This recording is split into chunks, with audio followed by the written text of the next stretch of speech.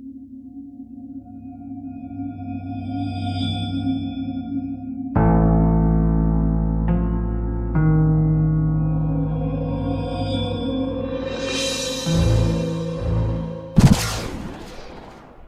welcome back once again to the Imaginary Gallery. It's TJ, your host, and tonight's discussion comes from a book we've covered before, which is David D. Burns, MD, Feeling Good, the New Mood Therapy.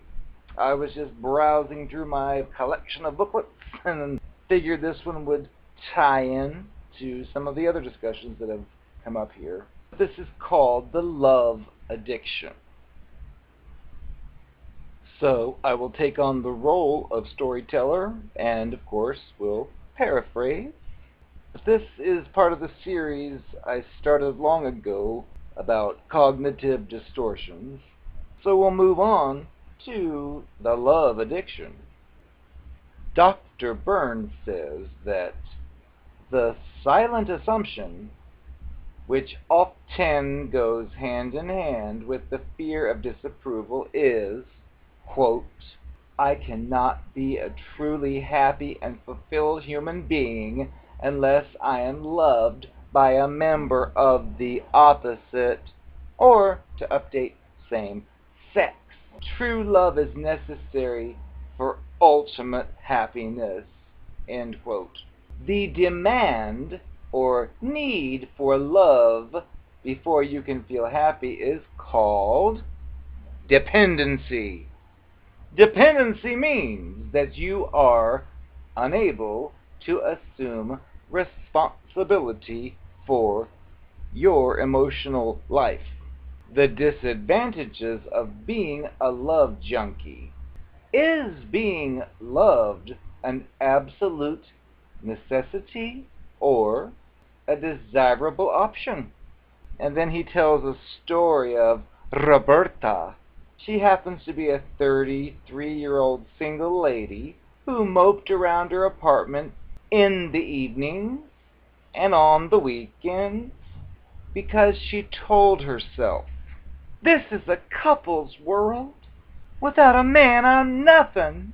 She came to this guy's office attractively groomed, but the stuff she said was bitter.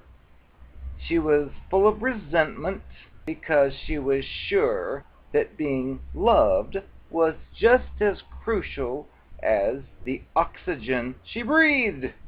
However, she was so needy and greedy that this tended to drive people away. Now, Dr. Burns suggested that she start by preparing a list of the advantages and disadvantages of believing that without a man or woman, I'm nothing. The disadvantages on Roberta's list were clear-cut. Number 1, this belief makes me despondent since I have no lover. Number 2, furthermore, it takes away any incentive I might have to do things and go places. Number 3, it makes me feel really lazy. Number 4, it brings on a sense of self-pity. Number 5, it robs me of my self-pride and confidence and makes me envious of others and very bitter. Number 6, finally, it brings on self-destructive feelings and a terrible feel that I'm always going to be alone. Then she listed what she thought were the advantages of believing that being loved was an absolute necessity for acquiring happiness. Number 1 was, this belief will bring me a companion, love, and security. Number 2, it will give purpose to my life and a reason to live. 3, it will give me events to look forward to. Well, these types of advantages reflected Roberta's belief that telling herself she couldn't live without a man would somehow bring a companion into her life. For he asks, were these advantages real or were they imaginary? Although she believed many years that she couldn't exist without a man, this attitude still hadn't brought any type of desirable mate to her side. She admitted that making men so totally important in her life was not the magic charm that would bring one to her doorstep. She acknowledged that clinging and dependent individuals often demand so much attention from others and appear so needy, they've got a great difficulty not only in attracting people of the opposite or same sex, but also maintaining any type of ongoing relationship. Roberta was able to grasp the idea that people who have found happiness within themselves are usually the most desirable to members of the opposite or same sex, and become like magnets because they are at peace and they generate a sense of joy. Ironically, it is usually the dependent woman, the manaholic, who ends up alone. Dr. Burns says this is not very surprising because he says if you take the position that you need someone else for a sense of worth, you broadcast the following. Take me. I have no inherent worth. I can't stand myself. Well, no wonder there are so few buyers, he says. Of course, your unstated demand does not endear people to you either. Since you are obliged to love me, you're rotten crap if you don't. You may cling to your dependency because of the erroneous notion that if you do achieve independence, others will see you as a rejecting person and you'll end up alone all by yourself. If this is your fear, you are equating dependency with warmth. Nothing could be further from the truth. If you're a lonely person who is dependent, your anger and resentment stem from the fact that you feel deprived of the love you believe you are entitled to receive from others. This type of attitude drives you further into isolation. If you are more independent, you are not obliged to be alone. You simply have the capacity to feel happy when you are alone. The more independent you are, the more secure you'll be with your feelings. Furthermore, your moods will not go up and down at someone else's mercy. After all, the amount of love that someone can feel for you is often quite unpredictable. They may not appreciate every single thing about you, and they may not act in an affectionate way all the time. If you're willing to learn to love yourself, you will have a far more dependable and continuous source of self-esteem. Now, Dr. Burns tells us the very first step is to find out if you want independence. All of us have a much greater chance of achieving our goals if we understand exactly what they are. It helped Roberta to realize that her dependency was condemning her to an empty existence. If you're still clinging to the notion that it is desirable to be dependent, list the advantages. Using the double column technique, spell out how you benefit if you let love determine your personal worth. And in order to assess the situation objectively, write down the counter-arguments or rational responses. In the right-hand column, you may learn that the advantages of your love addiction are partially or totally illusory. Now, in this book, Dr. Burns has a figure which shows how a woman who's very similar to Roberta, how she assessed these issues. It's a written exercise, and it motivated her to look within herself for what she'd been seeking in others. And it also enabled her to see that her dependency was the real enemy because it incapacitated her. Next, Dr. Burns discusses perceiving the difference between loneliness and being alone. And he tells us, as we read the previous information I just went through, you may have concluded that it would be to your advantage if you could learn to regulate your moods and find happiness within yourself. This would give you the capacity to feel as alive when you're alone as when you're with somebody else that you love. And of course, he tells us, well, you may be thinking, that all sounds great, Dr. Burns, but it's not realistic. The truth is that it is undeniably emotionally inferior to be alone. All my life I've known that love and happiness are identical, and everybody else agrees. You can philosophize until you're blue in the face, but when it comes down to the bottom line, love is where it's at, and being alone is nothing but a curse. Many people are convinced that love makes the world go round. You see this message in the mainstream media ads controlled by the 6 or 5 corporations. You hear it in popular songs, also regulated by the media. You read it in poems. You can, however, convincingly disprove your assumption that love is necessary before you can experience happiness. Then he tells us to take a look at an equation. Alone equals lonely. Consider first that we get many of life's basic satisfactions by ourselves.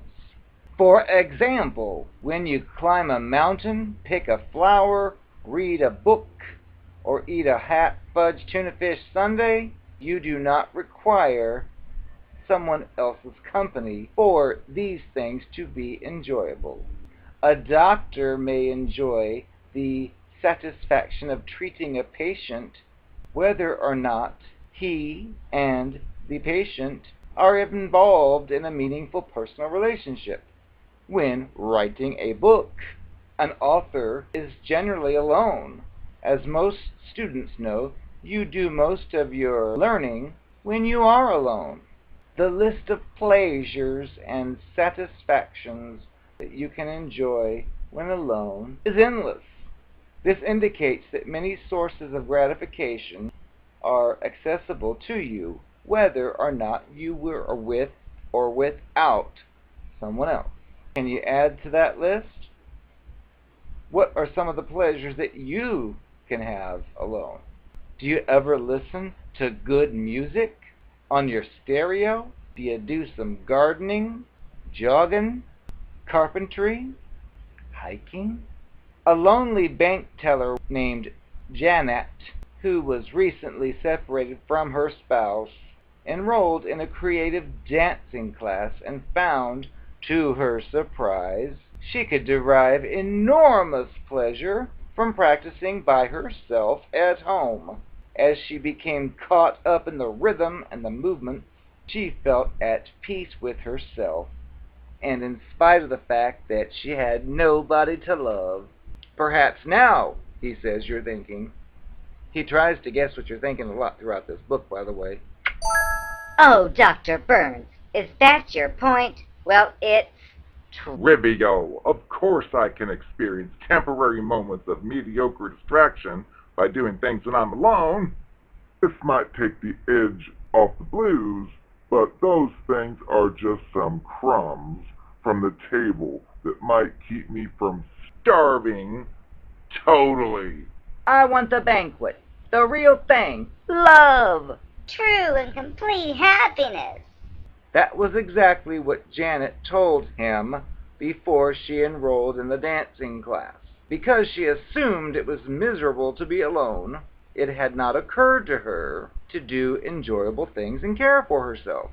During the separation from her nasty husband, she'd been living according to a double standard whereby if she was with her husband, she would go to great lengths to plan pleasurable activities, but then when she was alone, she would simply mope and do very little. This pattern obviously functioned as a self-fulfilling prophecy, and she did, in fact, find it unpleasant to be on her own. Why?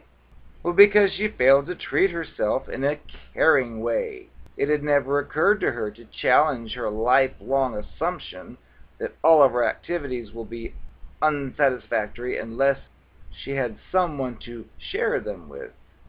On another occasion, instead of heating a TV dinner at work, Janet decided to plan a special meal. Just as if she were going to entertain the man of her dreams, she carefully prepared her dinner and sat at the table with candles. She began with a glass of fine wine. After dinner, she read a good book and listened to her favorite music. To her amazement, she found the evening a total pleasure.